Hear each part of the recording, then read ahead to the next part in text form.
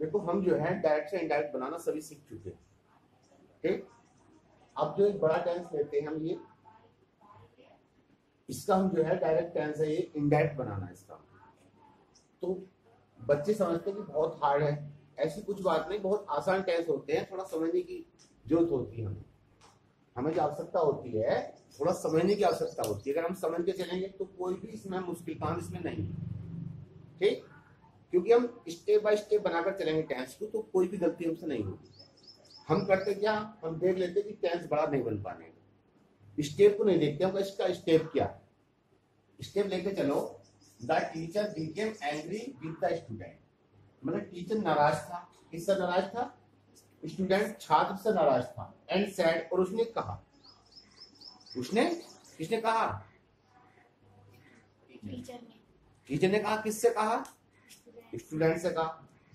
Why have you again disturb the class in this way, मतलब तुमने जो है दोबारा इस तरह क्लास, डिस्टर्ब मीन्स क्या होता है, नहीं जानता कोई डिस्टर्ब, परेशान है भाई, तुमने जो है क्लास को इस तरह परेशान क्यों किया। ये बात किसने कही, टीचर ने कही है। तो पहले हमें यहां तक ही बनाना, आगे बाद में देखी जाएगी। ठीक है ना, पहले हमें जो बनाना है यहां तक ही बनाना। तो ये हमारी क्या, यहां से यहां तक क्या होगी, रिपोर्टिंग वर्ब हो गई। बाकी जो है आपके कोमा, कौन सा इन्वर्टेड कोमा है, कोमा क्लोज है। मैंने बताया इन्वर्टेड कोमा और कोमा क्लोज के अंदर जो भी होगा वो क्या होगा आपका है, वो रिपोर्टिंग वर्ब होगी, रिपोर्टेड स्पीच होगी, वो क्या होगी, रिपोर्टेड स्पीच। तो इसमें कोई भी मुश्किल काम नहीं है, ऐसा कुछ नहीं कि आप लोग नहीं बना पाओगे, आप ही बनाओगे इसको, लेकिन थोड़ा देखो। देखो अब बनाते हैं इसको, ये तो हमारा होगा क्वेश्चन एक तरह से, इसका आंसर होगा ये, ठीक है ना। जैसे the teacher became angry with the student, ठीक है ना। एंड अब देखना हमें ये है कि सैड के स्थान पर हम क्या लाएंगे। योर सेंटेंस कौन सा आपका, टेंस कौन सा है आपका sentence, kinds of sentence, 5 kinds of sentence है। फर्स्ट कौन सा है, असर्टिव होता है, इंट्रोगेटिव होता है, इंपरेटिव होता है, एक्सक्लेमेटिव होता है, ऑब्जेक्टिव होता है। तो ये कौन सा उसमें पांचों में से, why have you again disturb the class in this way, interrogative हो ना, तो ये चीज देखनी है, वो क्या देखना। अब इंट्रोगेटिव में आप सेट के स्थान पर क्या लाते हो, आस्क का प्रयोग करते हैं। ठीक, ये चीज करनी है हमें, ये लगा दिया हमने ना, आस्क्ड, कंजक्शन इसमें यही रहेगा भाई, क्योंकि सेकंड टाइप वाला है भाई कंजक्शन। अब इसको असर्टिव बनाना हमें, तो जो असर्टिव बनाएंगे यू हैव करेंगे, हैं, तो यू कौन सा पर्सन है आपका, सेकंड पर्सन है, सेकंड पर्सन कौन सा बदलेगा, तो ऑब्जेक्ट क्या आपका, ऑब्जेक्ट क्या आपका, स्टूडेंट है ना, तो ही हो जाएगा, ये क्या हो जाएगा, हैव का क्या हो जाएगा, है। देख ध्यान दीजिए इस पे, अगेन ऐसे हो जाएगा, डिस्टर्ब ऐसे हो जाएगा,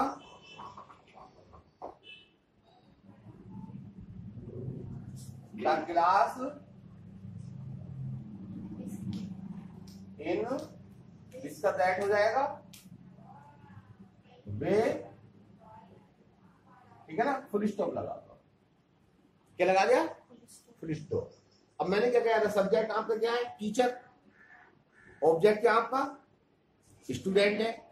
अब उसे लेकर फिर द्वारा चलते हैं, उसे लेकर द्वारा चलते हैं, लेकिन उससे पहले हम टेंस देखें, टेंस कौन सा है। I have told you before that when I am speaking you should be silent, है तक टेंस आपका है, ये टेंस यहां से स्टार्ट होता है, अब यहां तक है आपका। क्यों क्यों है? I have told you before, मैं आपसे पहले भी कह चुका हूं, दैट की व्हेन, जब, आई एम स्पीकिंग, यानी कि मैं बोल रहा हूं या मैं पढ़ा रहा हूं, तो यू शुड बी साइलेंट, तुम्हें चुप रहना चाहिए। तो यहां तक हो गया ये है। जब यहां तक हो गया, अगर सेंटेंस की बात आती है, कौन सा सेंटेंस है ये आपका? जल्दी बताया करो, कौन सा सेंटेंस है? सेंटेंस आपके 5 प्रकार के होते हैं ना, 5 काइंड्स ऑफ सेंटेंस। तो कौन सा है? अब असर्टिव है। I have told you assertive ना हुआ? टोल्ड तो असर्टिव नहीं आता है, लेकिन व्हेन सब्जेक्ट ये ना आ गया आपका, आप इसको लेके चलो ना, आई हैव, ये तो जब की अंग्रेजी है। ये इंट्रोगेटिव वर्ड कैसे हो सकता है? क्योंकि इसके बाद हेल्पिंग वर्ब नहीं है।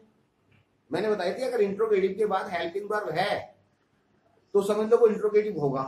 अगर मतलब क्वेश्चन वर्ड के बाद हेल्पिंग वर्ब नहीं है तो वो आपका इंट्रोगेटिव नहीं हो सकता।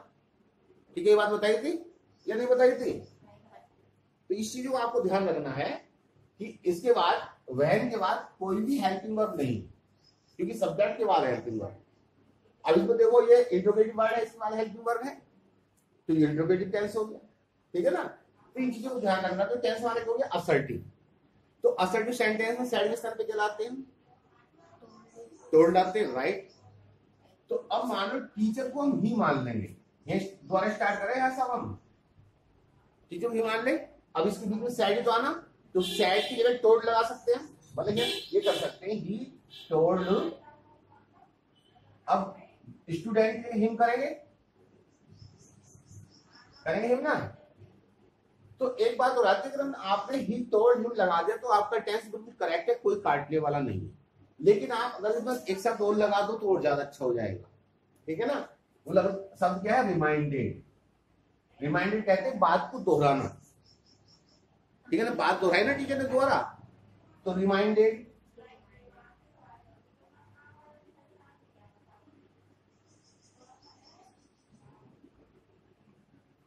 रिमाइंडेड, ठीक है ना? तो ही रिमाइंडेड हिम, कंजक्शन क्या लगाएंगे इसमें? कंजक्शन क्या लगाते हैं? दैट लगाएंगे, राइट। दैट कंजक्शन लगा दिया। थोड़ा और ध्यान देना।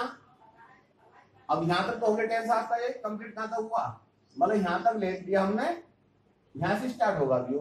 ठीक है? अब आई कौन सा पर्सन है आपका? फर्स्ट। तो फर्स्ट पर्सन सब्जेक्ट के साथ यानी टीचर ही आ गया है। अब उसके बाद क्या होगा? हैड, टोल्ड, सेकंड फॉर्म भी यही है और थर्ड फॉर्म भी यही है। ठीक है ना? अब यू सेकंड पर्सन है, ऑब्जेक्ट के अनुसार ऑब्जेक्ट आपका हिम है, तो हिम कौन है? स्टूडेंट। तो यहां भी क्या जाएगा? हिम आ जाएगा, टोल्ड हिम आ गया। उसके बाद क्या है? बिफोर। ठीक है ना? फिर उसके बाद क्या है? दैट। फिर क्या है? व्हेन। आई आ गया, आई फर्स्ट पर्सन है, सब्जेक्ट के अनुसार सब्जेक्ट आपका ही है, टीचर है, तो ही आ गया इसमें। वाज हो जाएगा ये है, स्पीकिंग ऐसे हो जाएगा।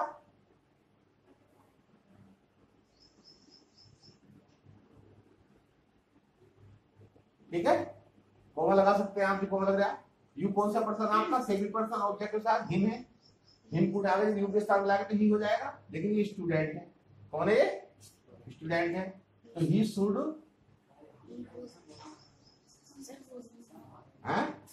नहीं, शुड ही रहेगा। बी, बता दो, साइलेंट। ठीक है ना? अब यह फुल स्टॉप लगा दो क्योंकि आपके टेंस पूरा हो गया। अब यहां से फिर नया टेंस स्टार्ट होता है। ये शुड इसलिए आएगा कि शुड जो है सैल से बना हुआ शुड नहीं है, ये शुड है चाहिए की अंग्रेजी। ही शुड बी साइलेंट, उसे चुप रहना चाहिए। ठीक है ना? अब इस कैंप को देखो, ये सेंटेंस आपका कौन सा है? Leave the room, leave the room. Verb से कौन सा सेंटेंस आरंभ होता है? इंपरेटिव सेंटेंस, जिसमें भाव अनुसार क्या आता है? रिक्वेस्टेड आता है, ऑर्डर्ड आता है, एडवाइज आता है, अर्नड आता है, शब्द आते नहीं। तो वो टेंस तो हो गया आपका लीव द रूम, ठीक है ना। ये भी आपका इंपरेटिव है, ये निगेटिव है, अंतर इतना है। दो टेंस है ना आपका एंड जुड़े हुए हैं, तो इसमें क्या करेंगे? फिर वो लाएंगे। टीचर गए हम, ये आगे टीचर हमारा, टीचर आ गया। इंपरेटिव में टीचर तो इसको स्टूडेंट क्या करेगा? आदेश करेगा, तो ऑर्डर आएगा।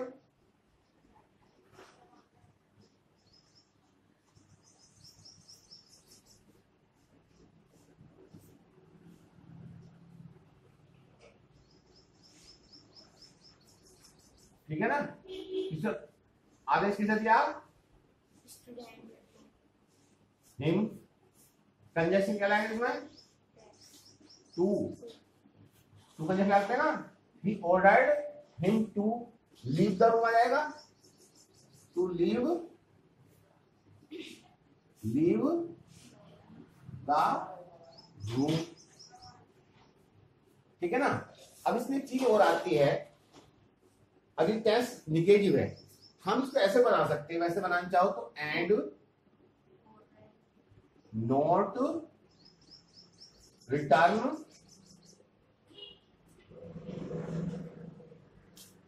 दैट, ये बन गया आपका नहीं। अगर आप चाहो तो इसको आप ऐसे भी ले सकते हो, इतने भाग को, केवल इस भाग को, ठीक है ना। इस भाग को आप ऐसे लिख सकते हो, ब्रैकेट लिख दूंगा, ठीक है ना। तो उसमें क्या करेंगे? एंड तो लेने पड़ेगा, and forward him to return that day, to return that day. उसमें रिटर्न की स्पेलिंग सही रहती है, नोट वाले में रिटर्न, ठीक है ना। तो ये भी सही है आपका, नोट रिटर्न दैट लगा दोगे, और आप ऐसे इसे ना लिख के ये लिख दोगे तब भी सही आपका, मतलब इस तरह लिख दोगे ये वाला जो है, तब भी सही है। एक बात ध्यान रखना, जब हम एंड से जोड़ते हैं और क्या लाए हम, ये भाग जो है आपका रिपोर्टिंग वर्ब कहलाएगा। तो ऐसी स्थिति में एंड से जोड़ने पर जब रिपोर्टिंग वर्ब भाग लगा रहे हैं तो सब्जेक्ट में लिखकर ऑब्जेक्ट लिखते हैं, सब्जेक्ट को छोड़ देते हैं, ऑब्जेक्ट लिखते हैं, ठीक है ना। तो आप ये वाला इसमें जोड़ सकते हैं या आप इतना लिख सकते हैं। तो इस तरह में आपका कौन सा टेंस हुआ? लॉन्ग टेंस हुआ आपका ये, ठीक है ना। डायरेक्ट से इनडायरेक्ट बनाया हमने, लॉन्ग का बनाया, कोई प्रॉब्लम नहीं है, ठीक है ना। बस आपको यही काम करना है, इन्हें बार बार पढ़ते रहना है, देखते रहना है, ठीक है ना। और ये आप विशेष ध्यान रखो, शेयर करते रहो ताकि दूसरे बच्चे इसका लाभ उठाएं, और जिन बच्चों ने सब्सक्राइब ना करा वो सब्सक्राइब भी अवश्य करें।